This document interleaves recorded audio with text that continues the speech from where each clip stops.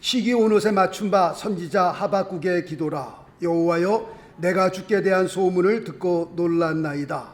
여호와여, 주는 주의 일을 이 수년 내에 부응케 하옵소서. 이 수년 내에 나타내시옵소서. 진노 중에라도 긍휼을 잊지 마옵소서. 아멘. 할렐루야.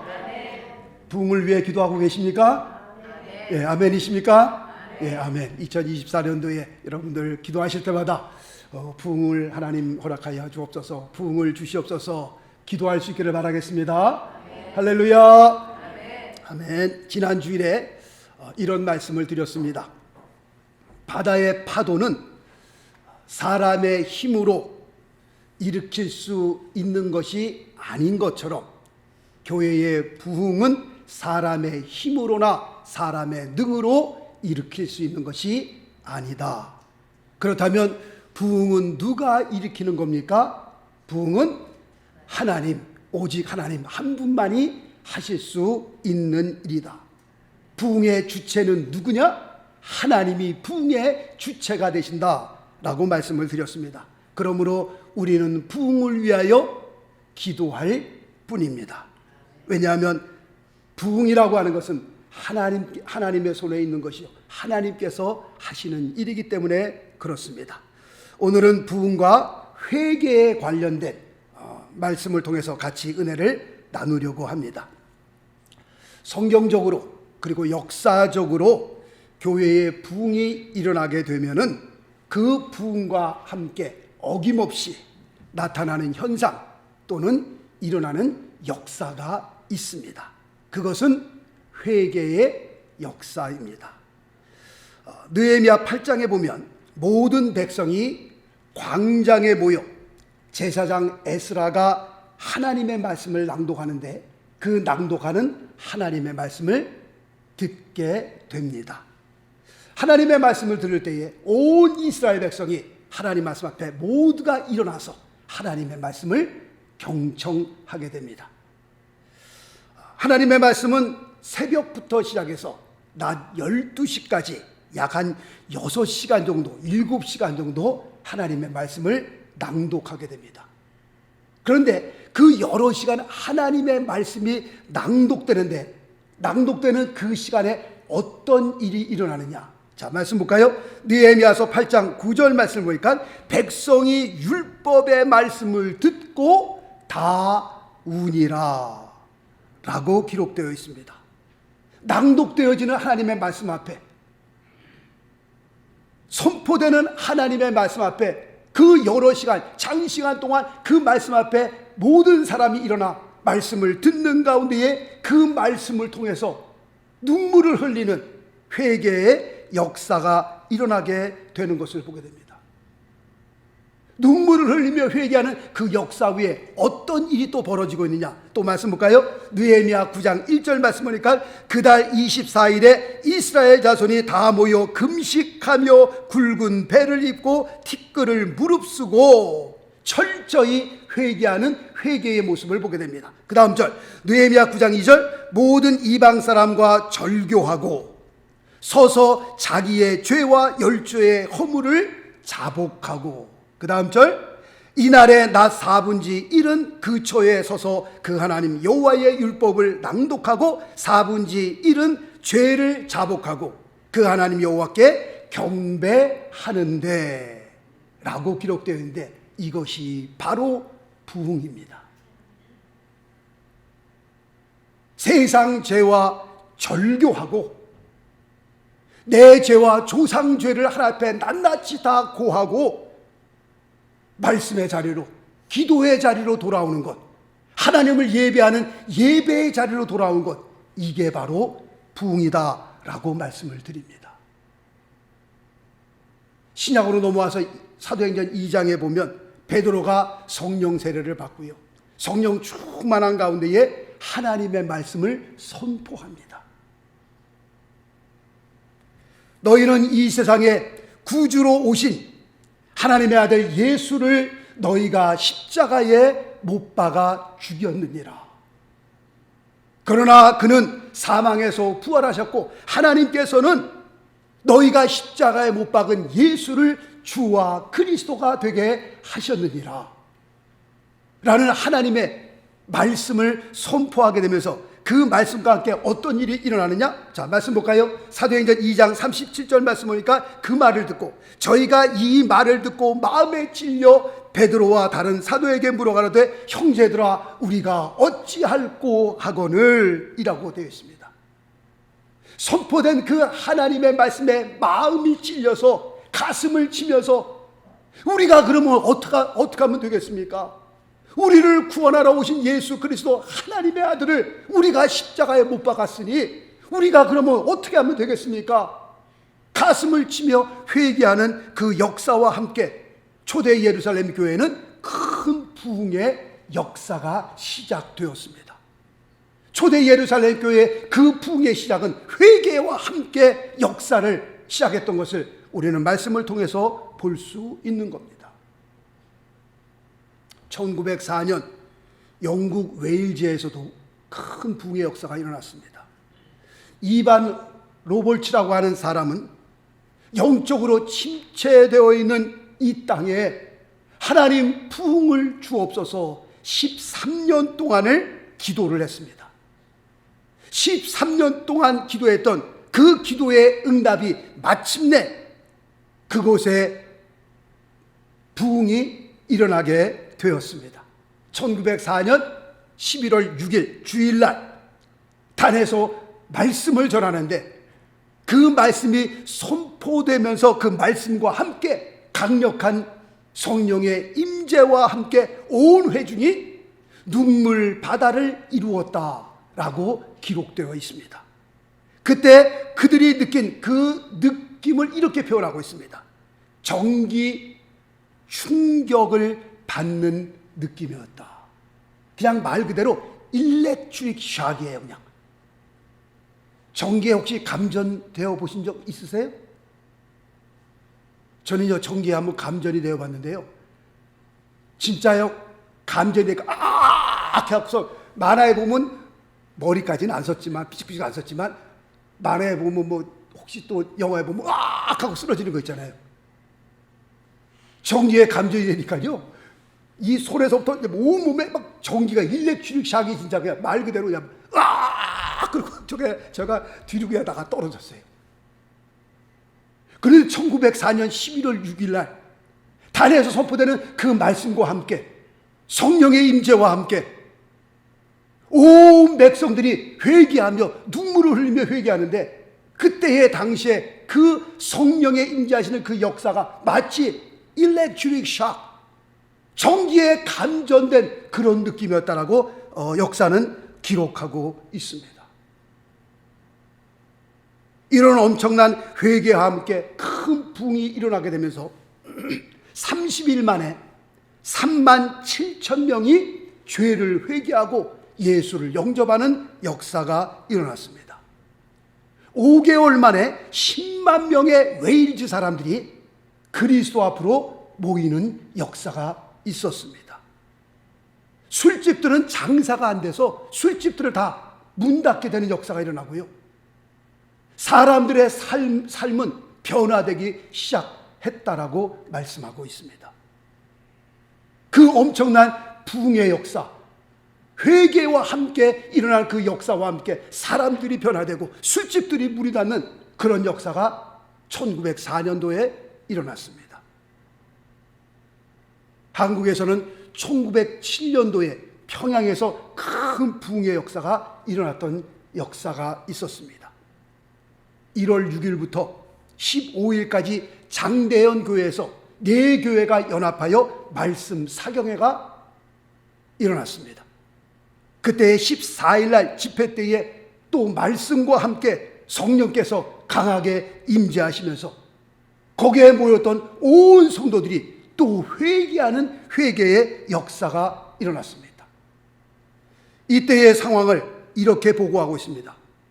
성도들은 몸을 비틀고 고통을 견디지 못하여 떼굴떼굴 구르면서 통곡하며 회개하였다라고 기록되어 있습니다.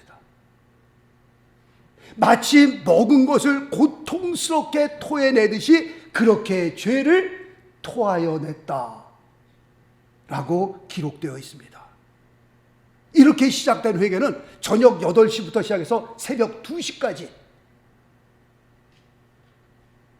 고통스럽게 하나님을 향하여 자기들의 그 죄를 토해내는 그 엄청난 회개가 1907년 평양에서 일어났던 사실이 있습니다.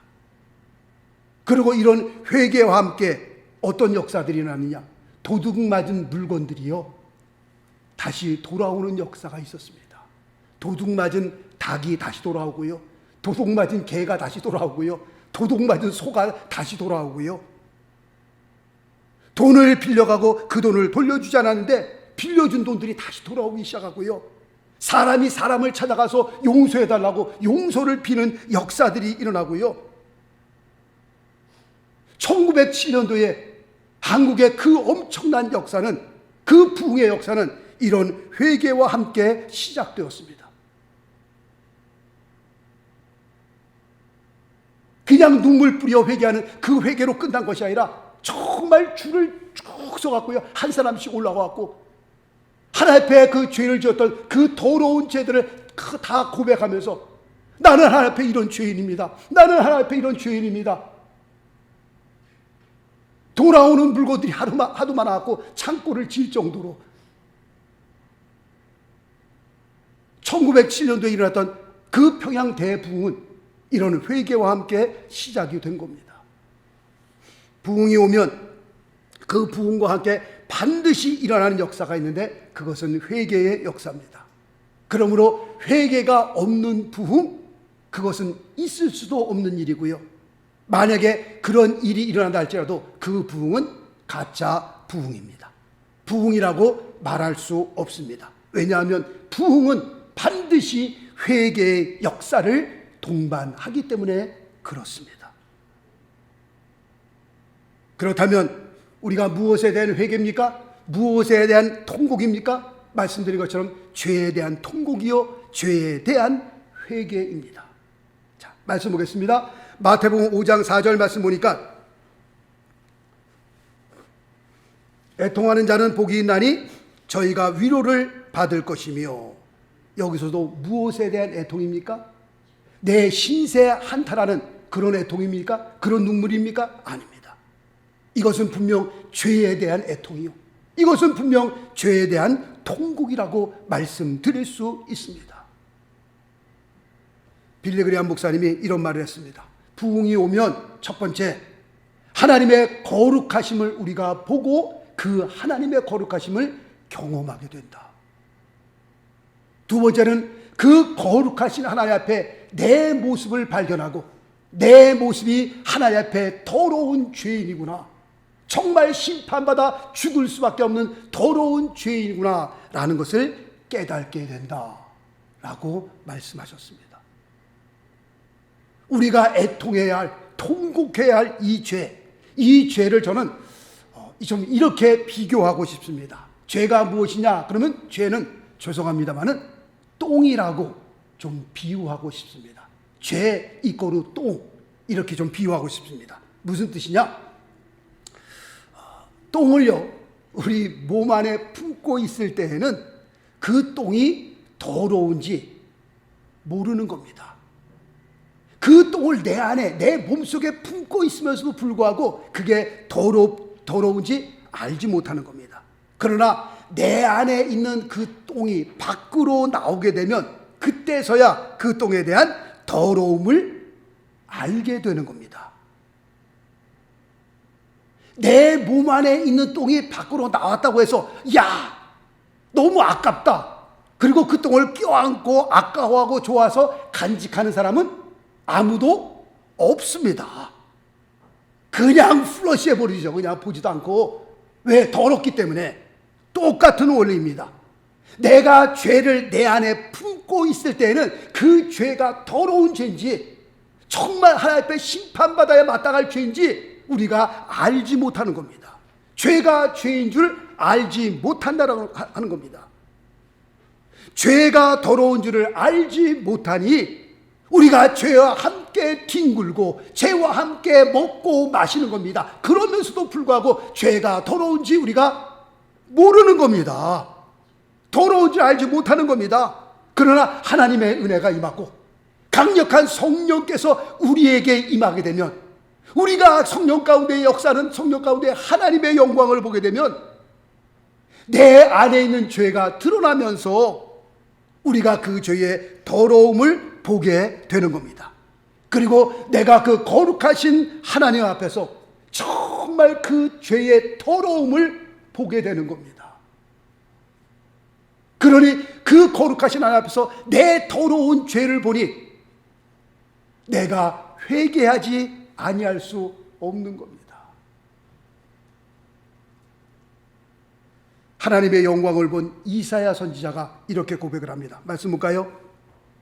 이사야서 6장 5절 말씀해 보니까, 그때에 내가 말하되 화로다, 나여 망하게 되었도다. 나는 입술이 부정한 사람이요 입술이 부정한 백성 중에 거하면서 만군의 여호와이신 왕을 배웠음이로다. 하나님을 배웠고 하나님의 영광을 배웠고 이사야 선지자는 외친 겁니다. 나는 망하게 되었구나. 내 입술이 부정한 사람이요 입술이 부정한 백성 중에 거하면서 내가 거룩하신 하나님을 배웠구나. 이제 나는 죽게 되었다라고 고백하고 있습니다. 베드로는 예수님의 베푸신 기적을 보면서 자기가 죄인임을 깨닫게 되는데요. 또 말씀 봅니다. 누가복음 5장 8절 말씀 보니까 시몬 베드로가 이를 보고 예수님께서 베푸신 그 기적을 보면서 예수의 무릎 아래 엎드려 가로되 주여 나를 떠나소서 나는 죄인이로소이다. 그 기적 앞에 자기의 모습을 본 겁니다. 나는 죄인이구나. 그 죄인의 모습을 보게 되었고요. 또 말씀 볼까요? 누가복음 18장 13절 말씀 보니까 세리는 멀리 서서 감히 눈을 들어 하늘을 우러러 보지도 못하고 다만 가슴을 치며 가로되 하나님이여 불쌍히 여기소서 나는 죄인이로소이다 하였느니라 라고 되어 있습니다. 하나님의 은혜가 임하니까요. 성령께서 내 안에 임재하시니까요. 하나님의 은혜로 말미암아 그 죄를 보게, 내 안에 숨겨져 있는 죄를 보게 되고요. 그 죄를 보니까 하나님 앞에 나는 누구예요? 죄인일 수밖에 없는 겁니다. 바로 이게 부흥이에요. 사람이 교회에 몰려오니까 그거 보고 부흥이라고 말하는 것이 아니라 우리의 심령에 이런 일이 일어나는 것, 이게 부흥입니다.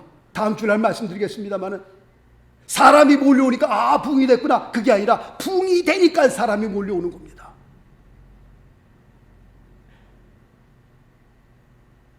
하나님의 은혜가 임하고 성령의 강력한 역사가 우리의 심령 가운데에 우리를 움직이니까 내 안에 숨겨져 있던 죄들이 다 드러나면서 그 죄 앞에 우리가 통곡하지 아니할 수 없고요. 그 죄 앞에 우리가 하나님 앞에 회개하지 아니할 수 없는 겁니다. 성경은 이거를 부흥이라고 말씀하고 있는 겁니다. 자, 또 말씀 봅시다. 잠언서 1장 23절 말씀이니까 나의 책망을 듣고 돌이키라. 보라, 내가 나의 신을 너희에게 부어주며 나의 말을 너희에게 보이리라. 성경적으로, 역사적으로 부흥의 역사는 두 가지를 통해 일어났습니다. 지금 잠언서에서 말씀하고 있는 것처럼 첫 번째, 내가 나의 신을 너희에게 부어주며 성령의 부어주심입니다. 예수님의 제자 120문도가 마가다락방에서 모여서 기도할 때에 성령이 임했습니다. 다음 주일날 제가 자세하게 말씀을 드릴 텐데요. 부흥은 언제 오느냐? 성령께서 임하실 때. 우리 모두가 성령 충만할 때 부흥은 찾아오는 겁니다. 초대 예루살렘 교회의 부흥의 역사는 이렇게 시작됐어요. 성령의 부으심과 함께.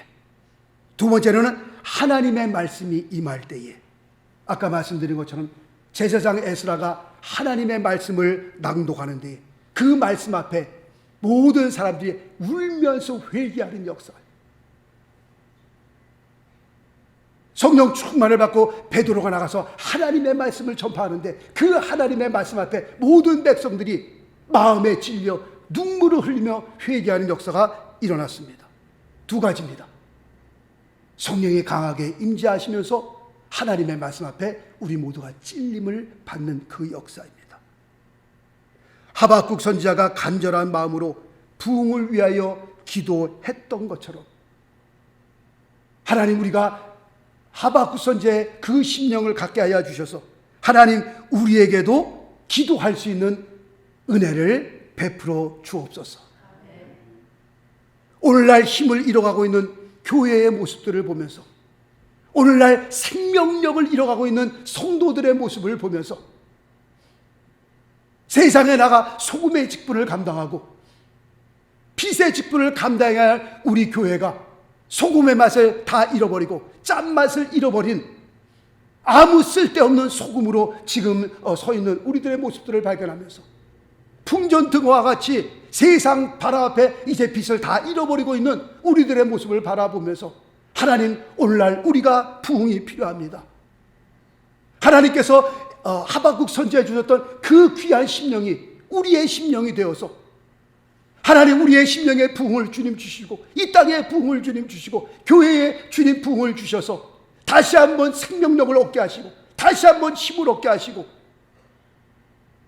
성도들이 나가 세상에 나가 우리에게 주신 사명을 감당할 수 있게 하시고 소금의 직분을 감당하며 빛의 직분을 감당할 수 있는 그런 역사가, 그런 부흥이 오늘날 있게 하여 주옵소서. 우리는 기도해야 할 것입니다. 특별히 오늘 말씀을 드리면서 하나님, 부흥과 함께 회개의 역사가 있게 하여 주옵소서. 우리 안에 감춰진 그 더러운 죄를 보게 하시고 그 죄와 함께 우리가 하나님 앞에 심판을 받아 죽어야 마땅한 인생들인데 하나님, 그 죄를 볼 수 있게 하시고 그 죄를 우리가 통해 자복하며 하나님 앞에 우리의 삶이 변화될 수 있도록 우리는 기도해야 할 것입니다. 자, 말씀 볼까요? 시편 7편 12절 말씀 보니까 사람이 회개치 아니하면 저가 그 칼을 가르심이요 그 화를 이미 당기어 예비하셨도다. 심판의 메시지죠. 회개하라는 겁니다. 회개하지 아니하면 이렇게 될 것이라는 겁니다. 자, 그 다음 절 에스겔서 18장 30절 나 주 여호와가 말하노라 이스라엘 족속아 내가 너희 각 사람의 행한 대로 국문할지라 너희는 돌이켜 회개하고 모든 죄에서 떠날지어다. 그리한즉 죄악이 너희를 패망케 아니하리라. 하나님, 우리에게 부흥을 주옵소서. 그 부흥과 함께 우리에게 회개할 수 있는 회개의 영을 주옵소서. 우리는 그렇게 기도해야 할 것입니다. 점점 힘을 잃어가고 있는 이 세상의 크리스천들과 교회들의 모습들을 바라보면서 하나님, 우리에게 부흥을 주옵소서. 하나님, 교회에 부흥을 주옵소서. 하나님, 우리의 심령에 부흥을 주옵소서. 우리가 하박국 선지자의 심령을 가지고 우리가 통성으로 기도해야 될 것입니다. 자, 이 시간에 한번 통성으로 한번 기도하기를 원합니다.